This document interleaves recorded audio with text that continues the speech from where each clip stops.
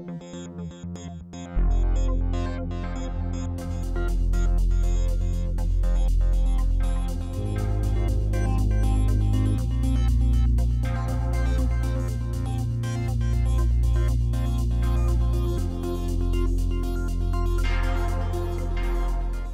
to this UK Screen seminar about audio loudness entitled R128, Are You Ready? Just to tell you about UK Screen, for those of you who are not familiar with it, UK Screen is the trade body for facility houses, for studios, hire companies and other production service companies in the UK. We liaise with the broadcasters, with government and the regulators to represent our members' interests. And we currently represent over 100 companies in the film and TV industry in the UK. We're running this session as part of our ongoing liaison with the DPP. Now, in the course of 3 sessions today, we're going to find out everything you need to know about the introduction of an audio loudness specification into UK broadcasts as proposed by the DPP. The Digital Production Partnership, as you know, consists of all the major UK broadcasters, including BBC, Channel 4, Sky, Channel 5, S4C and UKTV. And many of their representatives are with us today in the audience. Over the last 2 years, a major part of the DPP's work has been to come up with common delivery standards for UK broadcasters, both for tape and for file. Included in these standards, the DPP proposed to introduce a method of measuring audio which refers to the perceived loudness rather than the peak electrical level of an audio signal. This standard goes by the catchy title of EBU Recommendation 128. In the first session, we're going to learn about why the DPP want to introduce this and what exactly is R128. Our first speaker today is from BBC Technology, where he's head of 3D and HD. Perhaps a rather strange job title for somebody who's going to talk to us about audio. But with his DPP hat on today, he's going to talk about technical standards and QC, and they're right within his remit. His experience goes back more than 30 years in television, which I can personally vouch for, because I used to be his edit assistant way back in the 80s. I'm quite jealous of him because I think he has a portrait of himself in the attic, because whilst I've got older and fatter and greyer, he hasn't changed a bit. So please, could you welcome Andy Questy.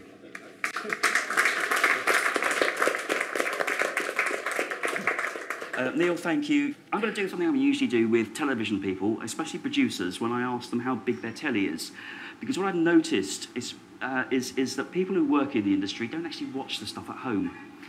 So most people have tubes, most people have a set probably less than 20 inches, and they can't understand what I'm talking about when I suggest that the average screen size didn't even stop past 50 inches. So I want to ask you to stand up, because it might be quite a disaster, but hands up, everybody. Everybody, okay? Going to make you ache now, some of you. Hands down if at home you have a 5.1 system. Woo, that's better than half the audience, so you can all put your hands down now. If I'd asked that question about who has the average size telly amongst producers, I would have all but 2 people sitting down, and they'd be getting very strange looks from the rest of them as, what do you think you're doing with a big telly? The history of this unit or group goes a long way back. In fact, it was at the request of UK Post, which shows you how long ago it was. We started the 7 broadcaster group to have a go at trying to get a common technical delivery standard for tape. We were told to stop it because it was a cartel, and then we came back with the new phrase of partnership when everybody started to do partnerships. And it's been one of the most successful groups I think we've ever formed amongst the broadcasters. It allowed us to sit down and say, well, what's different between us, and does it matter if it is? And if it doesn't matter, why are we doing it? So we've managed to cut down probably 6 40-page documents to 1 15-page document about delivery of programs, which is now getting a bit fatter because we're adding a few bits in about file delivery, file QC, and obviously R128. And this is where I want to start from today. What is the DPP doing in audio? Why does it affect everybody? And what does it going to mean for the rest of the industry in the UK? It is perceived we may have a problem. I think loudness is something that's been bandied around for a long time. Occasionally it's the commercials that get blamed, occasionally it's the programs that get blamed, often it's the promos between the programs that get made. Well, I would say that because we don't do commercials. A little while ago, a very senior producer called Tanya Moti in the BBC did something with the RNID about audibility.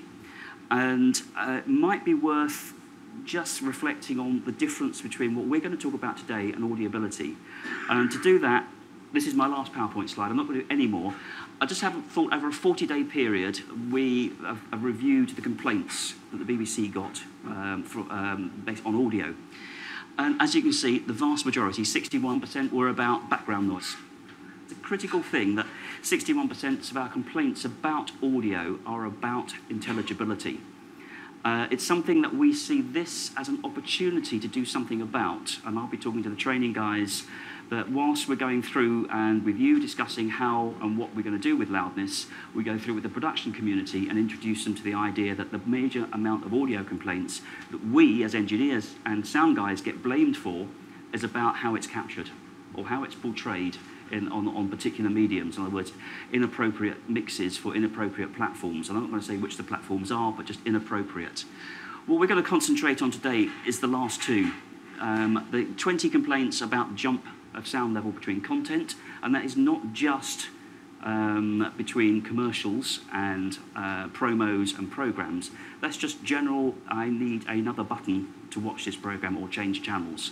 So it could be between us and another channel, a commercial channel. It could be between two BBC channels. It could be between two programs on the same channel. And the last one, 19 complaints, basically, had it run a couple more days, that might have overtaken, is about too large dynamic range, effectively, or as we get, volume range. Is usually the way public describe it. There's too much difference between the dialogue and the effects. Another interesting fact is that we get approximately 2.5 complaints about loudness per day on television channels, compared to 1 every 3 days on all our radio services. And one thing I'm very keen about, and for those of you who have had to deal with the US recently and the Anything But Calm Act, you will know that people get regulated if they don't do it themselves. And I think I see this as an opportunity to say, okay, we've got a standard that seems to work. The R128 recommendation does seem to work. A lot of sound guys have put a lot of work into this, and some of them must be in this room. It's still ongoing, and it's still developing. But it is built by sound guys for the delivery of audio in the best possible way to the audience. It's something I think that's going to allow us a bit more freedom. And to do this, we are going to have to help the industry at large. And we see it as the broadcasters, especially the DVP, as our job to make sure this works. So don't think we're going to impose this and just say you're out of business if you don't deliver it. It's totally the reverse. We need as much input from you who are going to deliver this stuff to us as we do from the guys in the EBU who we're going to feed all the stuff we get back from you to, so that we can keep modifying R128 to make it far more usable and far more applicable, if you like, to the style of programs that we make and we enjoy. So anyway, I'm going to hand you over to the BBC Academy, who are going to discuss slightly more technical detail. I'm back in a panel. I call it the machine gun panel because it's the broadcasters on it. So save your questions about aiming at us to that point. There are a couple of other panels with a few guys, especially Andy Payne. Many of you know him. I gave him the option of doing the proms to R128, and I think he's got some interesting things to say. He certainly phoned me an awful lot of times to discuss it. So we've got some people who've done it, some people who are nervous of it, and but again, the thing to go away from here is you're not alone. We're not going to do this to you. Neil is on the DPP group. You're all welcome to badger him as much as you like to get what we need done. One thing I will say, it will come up, commercials are not included at this point. That's quite deliberate. Commercials, and people like Kevin Burrows from Channel 4 are here, and a few other guys from the commercial companies will talk about that. They're not included because they're already regulated slightly. Programs are totally unregulated. So let's get the programs right, and then we can see what we need to do to the commercials to make them fit. I personally don't believe commercials are too loud. I generally believe programs are too quiet. So I'll leave it with that and pass you over to the Academy. Thank you.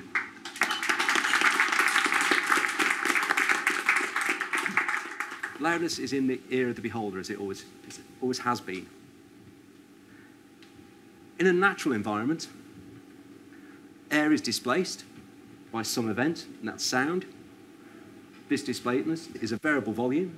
That's the, and amount of energy that we put into it, and crucially, also of a variable speed, frequency. And the two combine, and they're known as loudness. And you could define it as loudness is the perception by the listener of the average displacement of air measured by the ear as a wide spectrum power density. Easy. Yeah. Fortunately, we work in the completely unnatural world of broadcasting. So in that world, loudness should be under our complete control, because we control the amount of average drive to the speakers in the home, or the level. We also control the frequency spectra that goes to that speaker, or the tone, the EQ, the timbre, whatever you want to call it.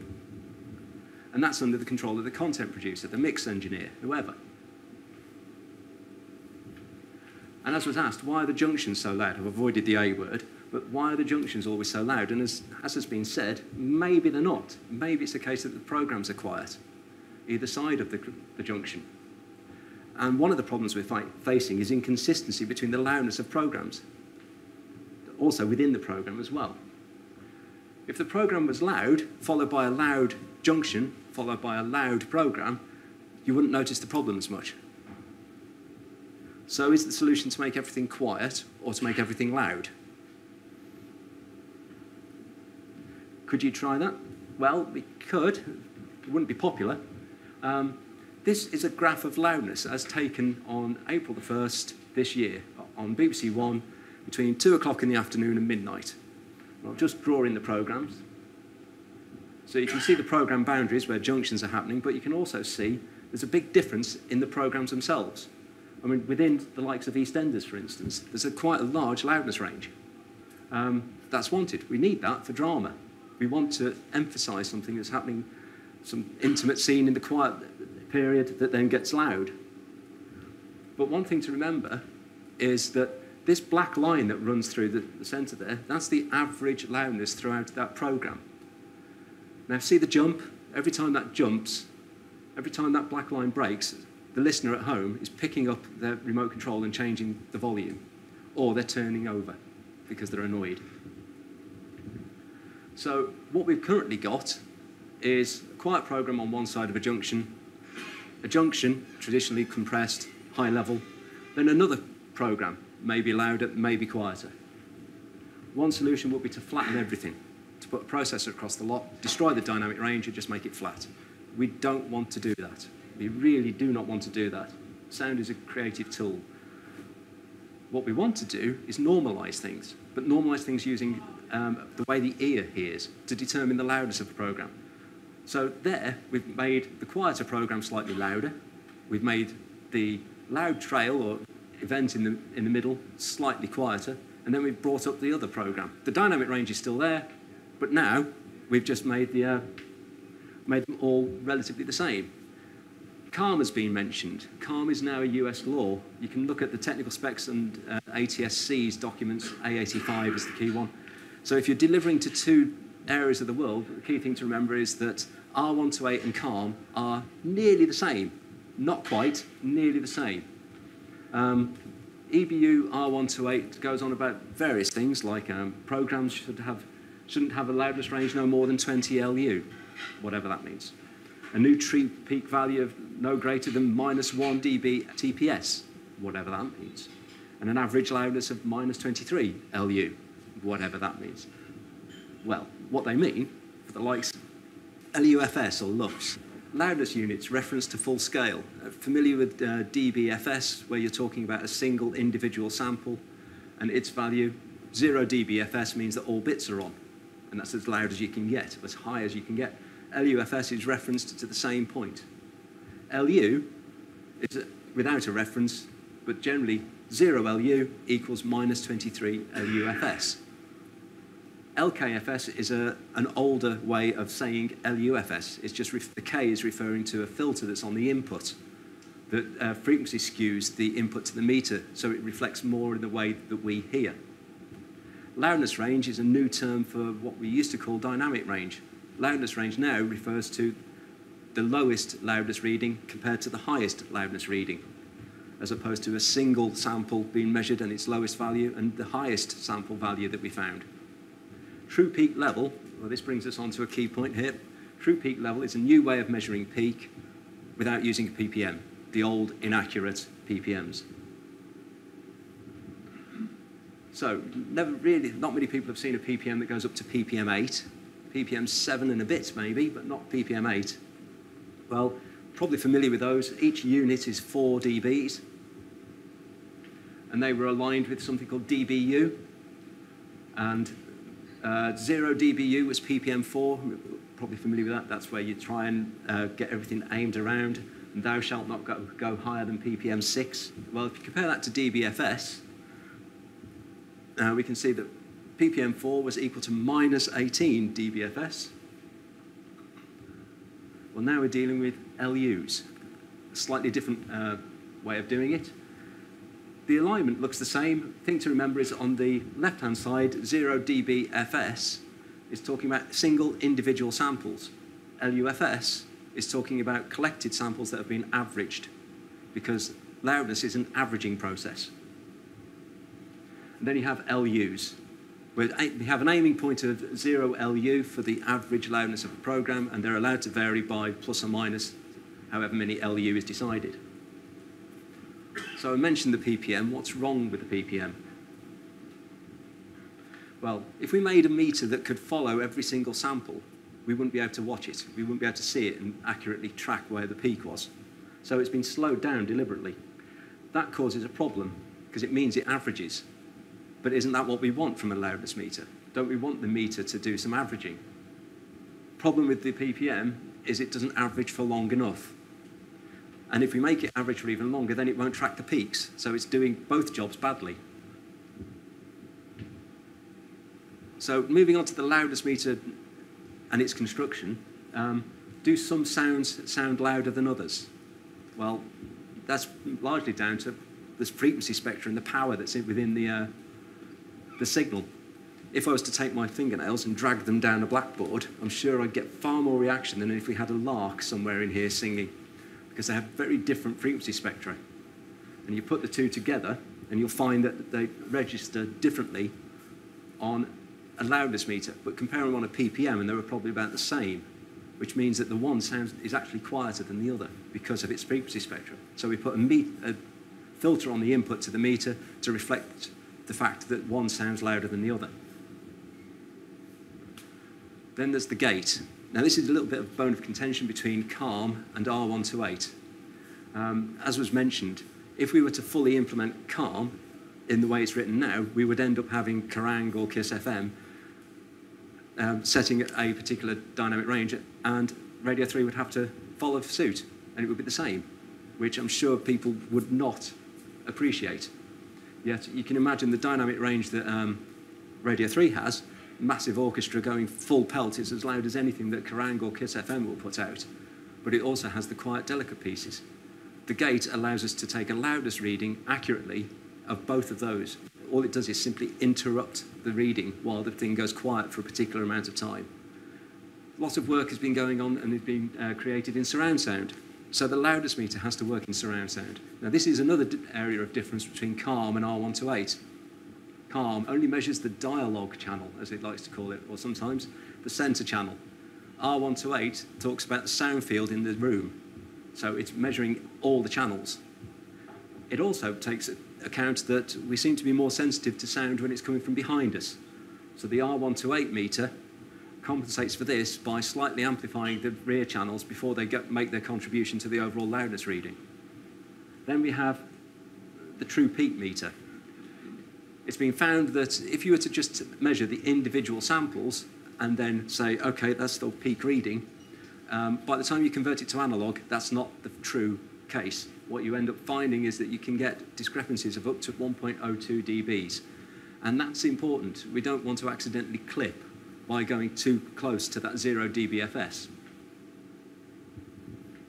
Some other terminology that you may have heard, and it's important to get across, there are differences between them, what they mean.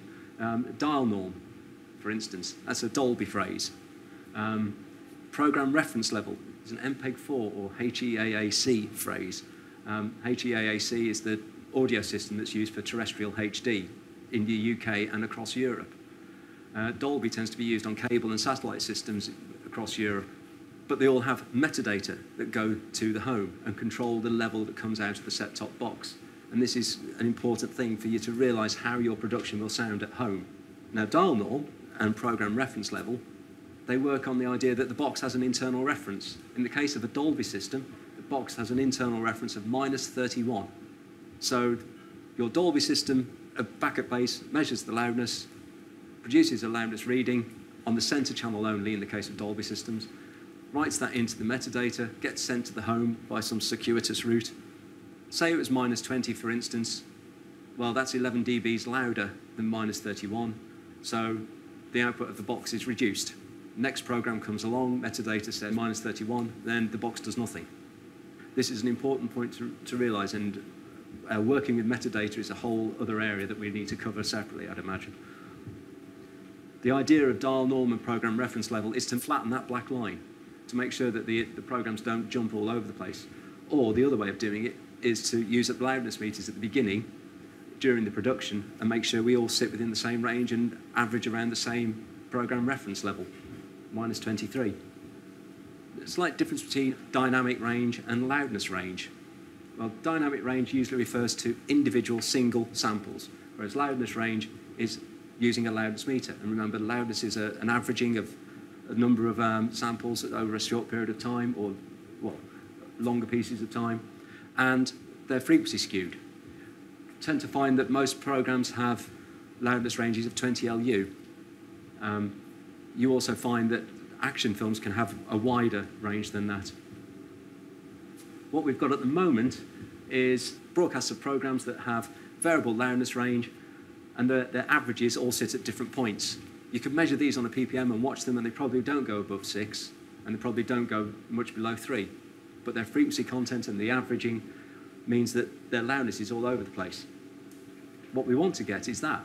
Maintain the loudness range, maybe control it a bit, depends on that volume range, as the complaints say, and make sure that the average is all about the same. So then we keep that black line that was across that graph continuous. Now, one way of doing this is training, and we are going to offer a package of information, that some of it free, some of it paid for, and we're also going to issue guides as to what we think should be in the training. Thank you very much. Anyone got any pressing questions? Right at the front. Brian Hardman, the Farm North. Can you just confirm where you are with the training plan in terms of where you roll out and where you are with your schedule? As for the content, that's not nailed down yet, because we still want to discuss things further with DPP and the likes. But we're aiming at the end of October for the first courses within the BBC. We've got this LKFS and LUFS. There's a bit of confusion about that. They seem to be interchangeable. Are they exactly the same, and what should we really be using? They are exactly the same. It's almost a historical hangover in that the K refers to the K weighting filter that's on the input to the meter.